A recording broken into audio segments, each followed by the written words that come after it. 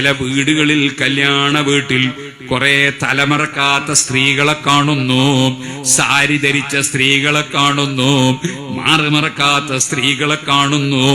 നമ്മൾ പോയി നോക്കുന്നതല്ല, കയറി ചെല്ലുമ്പോൾ കണ്ടുപോകുമ്പോൾ കണ്ണ് താഴ്ത്തുകയാണ്. അതല്ലാതെ നിവൃത്തിയില്ലല്ലോ. അങ്ങനെ കുറെ അമുസ്ലിം സ്ത്രീകളുണ്ടല്ലോ എന്ന് ചോദിക്കുമ്പോ ചിലര് പറയുന്നു അതൊന്നും അമുസ്ലിം സ്ത്രീകളല്ല.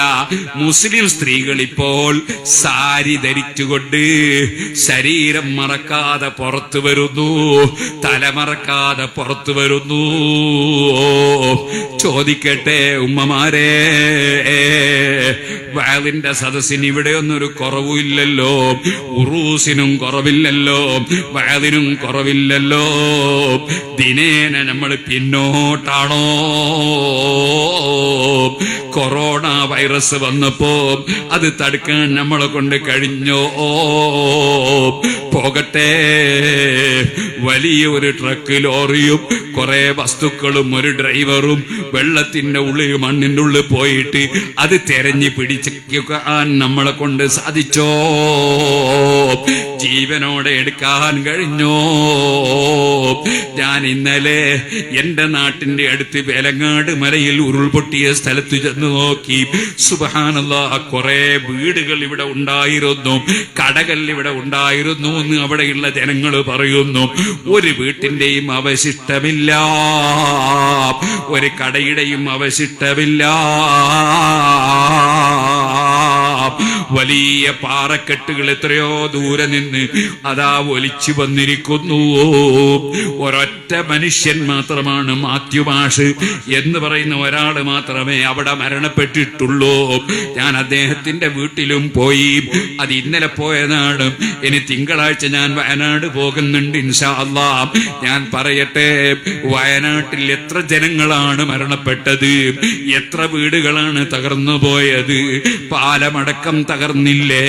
ഞാൻ ചോദിക്കട്ടെ, ഇവിടെ ആർക്കാണ് പടച്ച റബ്ബ് ഒരു മുസീബത്ത് ഇറക്കിയ ആൽ തടുക്കാൻ കഴിയുന്ന ശക്തികളുണ്ടോ?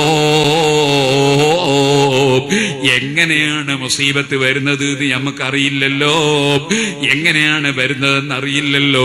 വെറും ഒരു ചെറിയ, വളരെ ചെറിയ, നഗ്നദൃഷ്ടി കൊണ്ട് കാണാൻ കഴിയാത്ത ഒരു വൈറസ് വന്നപ്പോൾ അമേരിക്കയെ അടക്കം വിറപ്പിച്ചില്ലേ പടച്ച റബ്ബ്?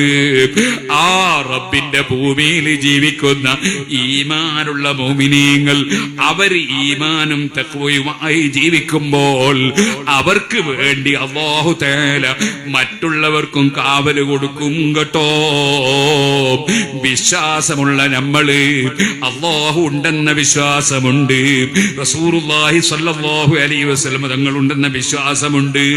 പക്ഷേ റസൂലുള്ളാഹിനെ ധിക്കരിക്കുകയാണ്.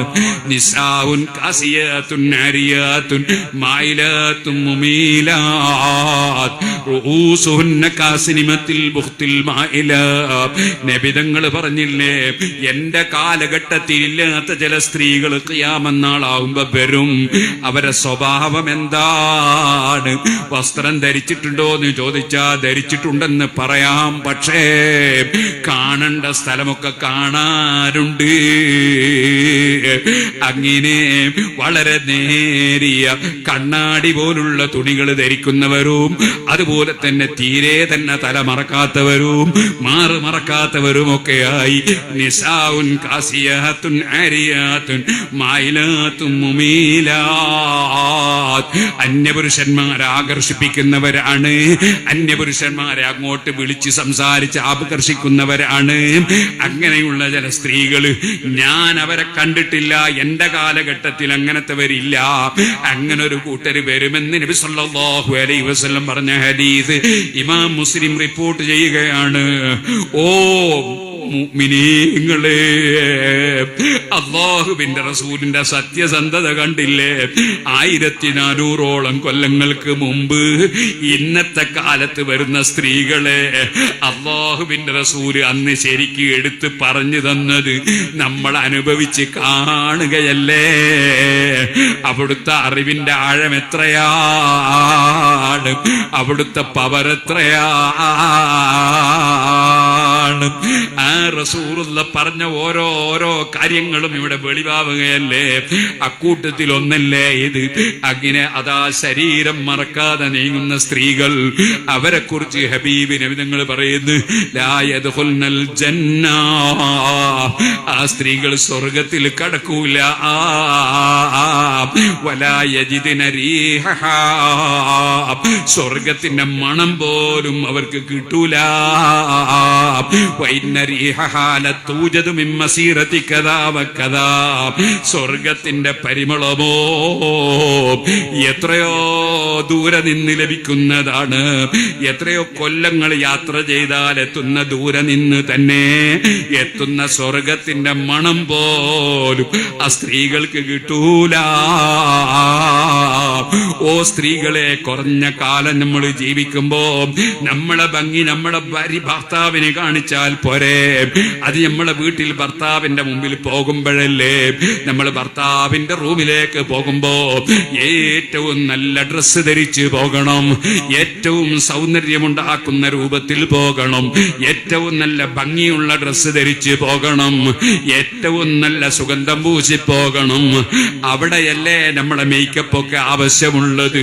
നേരെ മറിച്ച് അന്യപുരുഷന്മാരെ മുന്നിലേക്ക് ഇറങ്ങുമ്പോ മേക്കപ്പ് ചെയ്ത് വന്ന് ഇറങ്ങുന്നത് എന്തിനാണ്? നരകം സമ്പാദിക്കാനാണോ? ഓ യുവാക്കളെ, നിങ്ങൾക്ക് നിങ്ങളുടെ ഭാര്യമാര് സ്വർഗത്തിൽ വേണ്ടയോ? ഓ യുവതികളെ, നിങ്ങളുടെ ഭർത്താക്കന്മാര് നിങ്ങൾക്ക് സ്വർഗത്തിൽ വേണ്ടയോ? അത് കിട്ടണമെങ്കിലുണ്ടല്ലോ തഖ്വയോടെ ജീവിച്ച്, അല്ല പറഞ്ഞില്ലേ, ഉഇദ്ദത്തിൽ മുത്തഖീൻ, സ്വർഗം തഖ്വയോടെ ജീവിക്കുന്നവർക്ക് തയ്യാർ. അല്ലാഹു കൽപ്പിച്ചതെടുക്കുന്നവരാകണം, അല്ല വിരോധിച്ചത് ഒഴിക്കുന്നവരാകണം. അവന്റെ വെള്ളം കുടിച്ചല്ലേ ജീവിക്കുന്നത്, അവന്റെ ഓക്സിജൻ ശ്വസിച്ചല്ലേ ജീവിക്കുന്നത്, അവൻ തന്ന കണ്ണുകൊണ്ടല്ലേ നോക്കുന്നത്, അവൻ തന്ന കാതുകൊണ്ടല്ലേ കേൾക്കുന്നത്, അവൻ തന്ന നാവ് കൊണ്ടല്ലേ സംസാരിക്കുന്നത്, അവൻ തന്ന കൈ കൊണ്ടല്ലേ പിടിക്കുന്നത്, അവൻ തന്ന കാലുകൊണ്ടല്ലേ നടക്കുന്നത്, അവൻ തന്ന ഭക്ഷണമല്ലേ കഴിക്കുന്നത്, അവൻ തന്ന വെള്ളമല്ലേ കുടിക്കുന്നത്. അതേ ചോദിക്കട്ടെ, നിന്റെ ഹാർട്ട് വർക്ക് ചെയ്യിപ്പിക്കുന്നവൻ ആരാണ്? നിന്റെ കിഡ്നി വർക്ക് ചെയ്യിപ്പിക്കുന്നവൻ ആരാണ്? നിന്റെ കരള് വർക്ക് ചെയ്യിപ്പിക്കുന്നവൻ ആരാണ്? നിന്റെ ബ്രെയിൻ വർക്ക് ചെയ്യിപ്പിക്കുന്നവൻ ആരാണ്? ഇതെല്ലാം അല്ലാഹു ഖാലിഖു കുല്ലി ശൈ, എല്ലാം പടച്ചവനായ അല്ലാഹു അല്ലേ? ആ അല്ലാഹുവിന്റെ കൽപ്പനകൾ ധിക്കരിച്ച് ജീവിച്ചാൽ അവൻ സ്വർഗം തരുമോ? അവനപ്പുറം നരകം വെച്ചത് എന്തിനാണ്? അതുകൊണ്ട് ഈമാനോടെ തഖ്വയോടെ ജീവിക്കണമെന്ന് എന്നോടും നിങ്ങളോടും വസിയ്യത്ത് ചെയ്ത് ഞാൻ എന്റെ വാക്കുകൾ നിർത്തട്ടെ. അർഹമർ റഹീമീനായ റബ്ബേ, ഞങ്ങളെ സദസ്സുകൾ നീ പൊരുത്തപ്പെട്ട സദസ്സാക്കണം റഹ്മാനേ. ഞങ്ങളെ വാക്കുകൾ നീ കബൂൽ ചെയ്യണം റഹ്മാനേ.